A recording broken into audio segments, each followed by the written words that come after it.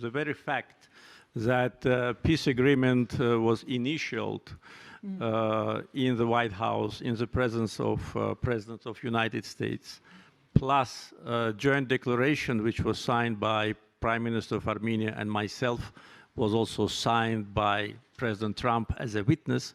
All that is enough to say that peace already is achieved. Today, we're diving into the strategic partnership charters the United States signed with Armenia and Azerbaijan. Azerbaijan was the only South Caucasus country that did not have such a framework. Georgia signed a strategic charter with the US back in 2009. Armenia signed its charter in 2025. And let's not rule out that when Armenia signed last year, work was already underway to get Azerbaijan on board as well. The US looks at the South Caucasus as one region. After all, Azerbaijan and Armenia are two sides of the same peace equation. In December 2024, speaking to the press, Aliyev admitted, "We hope to have a strategic partnership with the United States in the future." There were negotiations happening behind closed doors, but for a long time they didn't produce results. Now, let's compare the two charters point by point.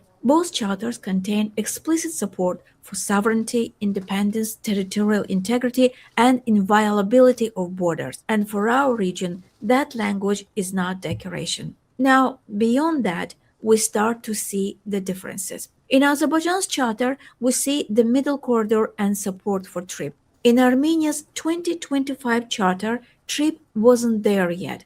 Instead, you see support for the Crossroads of Peace initiative. And here's what's fascinating. A year later, in January 2026, Armenia's foreign minister went to Washington and signed an additional document with the US Secretary of State, the TRIP implementation framework. This is what Aliyev said at the Munich Security Conference. With respect to so-called peace crossroad, when President Trump came back, he launched TRIP. So when President Biden comes back, he will relaunch your peace crossroad. Okay, let's keep going. Trade, investment, the business environment, both charters have them. Energy cooperation, both have it. Cybersecurity and protection of critical infrastructure, both have it. Defense and security cooperation, both have it. Now we come to the part that seems to be the real dividing line. What Armenia's charter includes that Azerbaijan's doesn't. In Armenia's charter, there is a dedicated section on democracy, human rights, and governance reforms. It talks about strengthening democracy, justice, inclusion, rule of law, an independent judiciary, freedom of expression, media development, anti-corruption efforts, competitive elections, pluralism, strengthening civil society, and fighting discrimination. In the US-Azerbaijan Charter, this entire world is missing. There is no mention of any of this.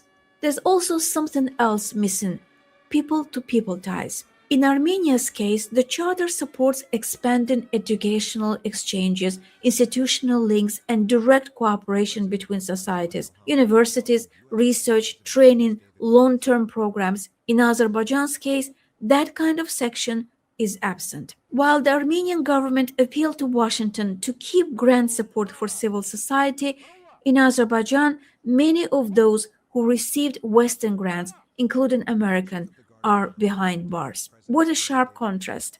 Now, the next question: how durable are these documents?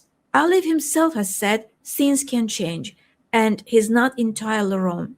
Look at Georgia. It signed a strategic charter with the US in 2009, and today that relationship is largely frozen in practice.